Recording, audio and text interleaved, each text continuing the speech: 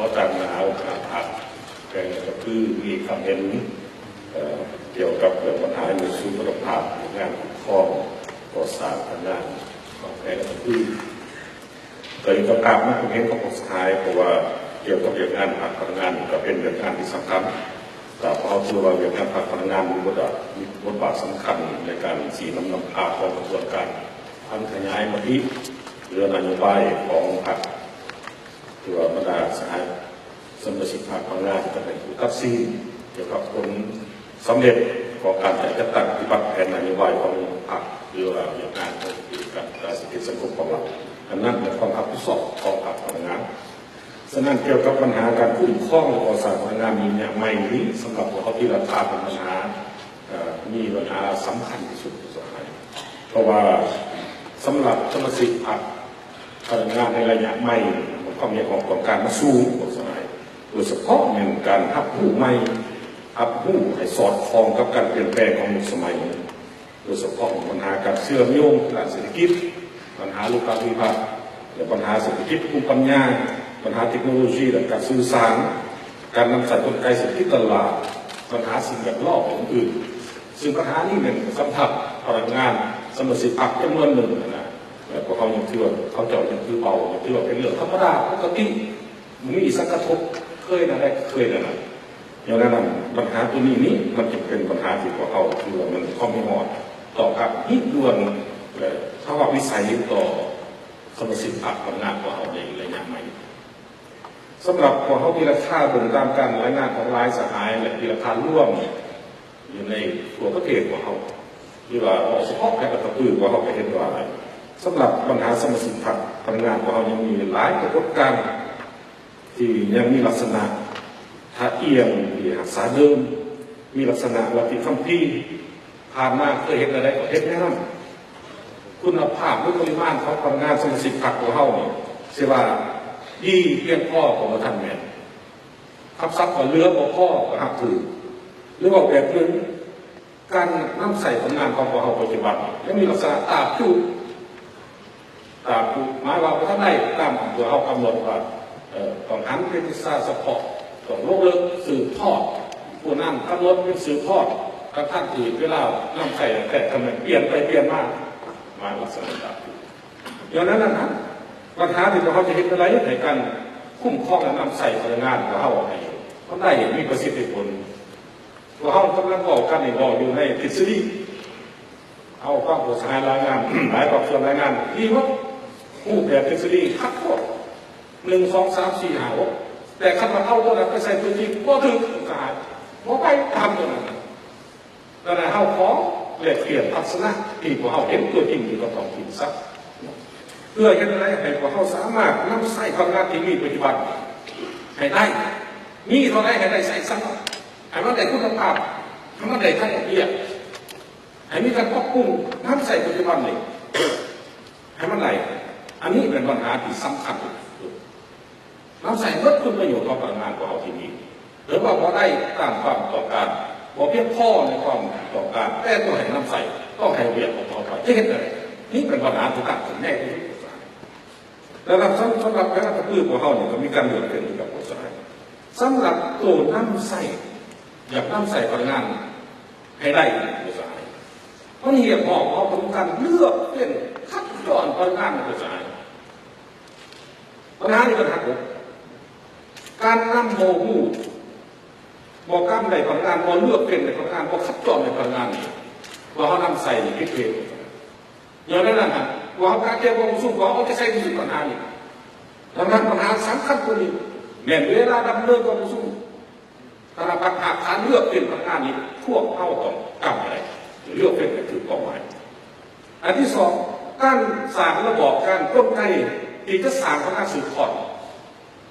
ตัวนี้นี่แม้ปัญหาที่เขาต้องจะใส่หลังจากที่พวกเข้าสอบเห็นเป้าหมายขั้นเลือกเป็นเป้าหมายแล้วต้องไปสร้างเขาเจ้าต้องไปบำรุงสร้างพลังงานนี้เพราะการงานของพวกเขานี้มันโดยยุคที่แต่สมัยนี้ต่อสมัยหนักซื่อพวกเขากระบวนการสร้างพลังงานได้ยาวดังนั้นการบำรุงสร้างพลังงานมันต้องเริ่มแต่การคัดเลือกพลังงานแต่รุ่นที่นั่นพวกเขาต้องมีเป้าหมายมีแผนการครับถ้าขาดตัวนี้ไปเลย การที่เป็นพนักงานตราบอยู่คือของเราปัจจุบันกำลังใส่ดังนั้นปัญหาการเลือกเป็นพนักงานองค์ประกอบพนักงานที่จะสืบทอดนี้ต้องมีกำหนดอยู่ในนี้มีคำถามว่าตัวเขาเพื่อนประกาศว่าตัวไหนถือเป็นเป้าหมายที่ว่าจะสืบทอดสักถามว่าเขาจัดวางดีหรือเปล่าสหายองค์ประกอบตัวนี้ก็ต้องประกาศเมื่อกระหูในตัวหมดพอพนักงานที่จะสืบทอดนะเมียก็ถึงพระมุขสังมีเป้าหมายจัดวางพระมุขสังแต่ถามตัวไหนพอถึงพระมุขสังพอถึงนักใส่นะและผู้นั้นจะเป็นหูหลงกับตัวเองนี่เป็นบ่ถือเป็นพนักงานสืบทอดแต่ตัวจริงเลยนะคือพอเขาจับเอาพนักงานเขาไปเห็นบอลนั้นไปเห็นบอลนี้บอลนั้นบอลนี้เพื่อพระมุขสังเขาจับตัวทดสอบเขาจับเขาแจ้งแล้วนะย้อนแนะนำปัญหาประกาศทุกประกาศต้องเป็นการนำใส่ของพนักงานของเขาเนี่ยเพราะว่าอยากประกาศทุกประกาศอยู่ในวัคซีนของเขาจะตั้งแจกได้ให้แต่ละภาคส่วนก็มีพนักงานอันนั้นนะสืบทอดอันนี้เพราะอะไรนะเขาหักเขาอันนั้นธนาคารใครก็รู้อันนั้นนะโดยเฉพาะแต่ละภาคส่วนเองก็รู้ว่าคนไหนตัวเองสั่งคนไหนนี่ก็ทำให้เจ้าของเขาวันนั้นดังนั้นจะประกาศทุกประกาศก็เรียกแต่นี่ก็พออันที่สามภาษาอยู่ท้องถิ่นสำคัญหลายตัวเลยแม้การศึกษาอบรมหมายถึงเรียกงานโฆษณาอบรมสำคัญที่สุดอยู่ท้องถิ่นแต่เรียกงานโฆษณาอบรมอยู่ท้องถิ่นนี่ห้ามว่าให้เป็นกองลำเลียงเพราะการหน้าพวกเขาเนี่ยเป็นขนาดกองลำเลียงเอาเอกสารลงไปหอดเผยแพร่ไอ้น้องหมายว่าคณะพักบอกให้คณะพักลำเลียงต่ออีกไม่ให้คณะพักเมืองคณะพักเมืองลำเลียงไปให้คณะพักบ้านมาแบบไปอ่านให้ประชาชนฟังต่อเลย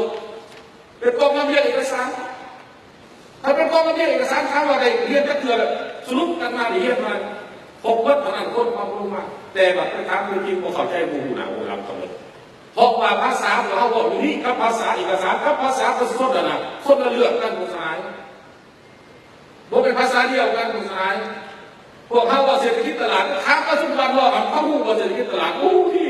แต่เวลาเขาอ่านแบบม้วนๆอยู่เลยเศรษฐกิจตลาดคือการประสบเขากับประชาชนส่วนผลเขาพูดที่สังคมดังนั้นการโฆษณาอบรมนี่นะมันก็ติดพันกับความเป็นจริงของสหายสำหรับข้าพเจ้าแล้วอยู่ท้องถิ่นนี่บอกว่าต่อหลายให้บอกมันจะเห็นไรหันให้บอกก็นะโดยเฉพาะระดับข่าวแรงนักพนักงานอยู่เมืองสหายพอท่านบอกพนักงานอยู่แรงพนักงานอยู่เมืองให้บอกนะครับในเวลาโฆษณาอบรม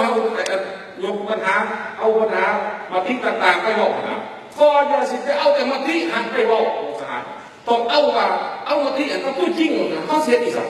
ภายหลังที่มีมาที่แล้วการนำทุกพวกออกมาบอกแพ้เขาเดี๋ยวสักถามมาที่ตัวนี้ออกไปแล้วนี่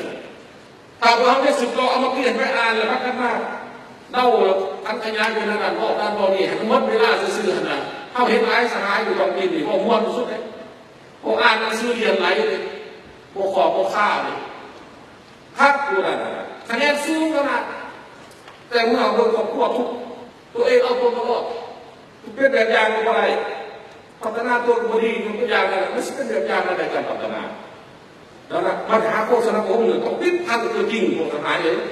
ติดพันกับว่าว้าวต้องเห็นว่าอันไหนมันเห็นอันไหนเสียใจอันนั้นก็ไปบอกดังนั้นพนักงานสมาชิกพรรคอยู่ท้องถิ่นนะจะมีบทบาทปฏิบัติในหน้าที่ของอบมันแสดงออกอยู่ในผลงานที่ได้เป็นไรอันที่สี่สำหรับคณะพรรคแผนโดยเฉพาะคณะประจำหน้าที่บทบาทเอกสารหน้าที่บทบาทเนี่ยต้องเอาใจใส่ติดตามตรวจค่าพนักงานในการถูกข้องอยู่ในโครงประกอบการจัดตั้งของตัวหากว่าเขาขาดการติดตามตรวจค่าพนักงานของเขาปัญหาของเขาจะเกิดร้ายที่สุดพอระดับพนักงานการนำพาต่างกันแต่ละเมืองต่างกันสายแต่ละแผนกการต่างกันเขาก็มีสายต่างเขาอีกต่างดังนั้นการตรวจค่าติดตามปัญหาพนักงานที่การเคลื่อนไหวดีหรือบริดีแม่นาที่ของคณะพรรคของเราต้องดูติดตามตรวจค่ามีปัญหาต่างๆตัดสินใจแก้ไขก็สร้างปรับปรุงต่อปัญหานี้การเห็นการติดตามผลการเขาต้องเอาใจใส่อะไรต้องเอาใจใส่ถือสมาชิกพรรคพนักงานเป็นสำคัญหมายว่าอยากให้เขาจะตั้งแต่สั่งพวกเขาทั้งกล้าใส่กล้าก่อสร้างต่อไปพร้อมกันอย่าเสียหลงที่ปุ๊บปัดออกจะไปหาทำไมว่าพวกนี้เลยอยู่ตรงที่มีการสายสิบาทอะไรตรงที่อื่นรู้อันก็เปื่อยดีกว่าจะปัดออกปุ๊บถึงมาหาปืนมาอะไรเนี่ยผมมีคนพอแต่ จะตัดสินใจว่าจะสั่งคนคนนี้ทั้งใส่ทั้งสารอันนั้นเป็นปัญหาสำคัญที่สุดเกี่ยวกับเรื่องงานพักพนักงานของเขาอันที่ห้าเขาต้องแก้ปัญหาก่อนแก้ปัญหาเมื่อเห็นปัญหาสมาชิกพรรคเอามีประสบการณ์มาก่อนทฤษฎีของเขาแต่ว่าการแก้ไขตัวนี้ประสบการณ์มาก่อนนี่หลายบอร์ดนี่คือว่าค่าอื่นๆแล้วเขาขอแลกเปลี่ยนว่าในฐานะองค์การของพรรคเนี่ยสายตัวนี้สายตัวเองเข้าเห็นอะไรสมัยเรื่องนึงหรอกประธานที่ตามเราถามนี่คนไหนอ่อนคนไหนนั่นตัวไหนเขาแก่ก่อนน้อยก็แก่สุดน้อยใหญ่ก็ต้องแก่สุดใหญ่ขั้นตอนพวกเขาสิน้ำผ้าปลาส้นอะไรน้ำผ้าความเสื่อมันพวกเขาอยู่ใส่ผู้มือนี่มิแต่พวกเขาต้องเห็นดีเขาเสื่อมันเขาต้องไปนั่งตามน้ำผ้าของเขาเป็นนั่นเลยพอคนผู้มือนี่สติปัญญาสูงเลยอาสมองซื่อเขาบอกฟังเขายังคนไปเห็นได้คนมองนั่นตัวเขาประกาศดังนั้นปัญหาที่เขาต้องเอาใจใส่ที่สุดแม่ต้องเด็ดขาดแก้ไขปัญหาอยู่ในผู้ประกอบองค์การของสมาชิกพรรคทำงานของเขาดีก่อน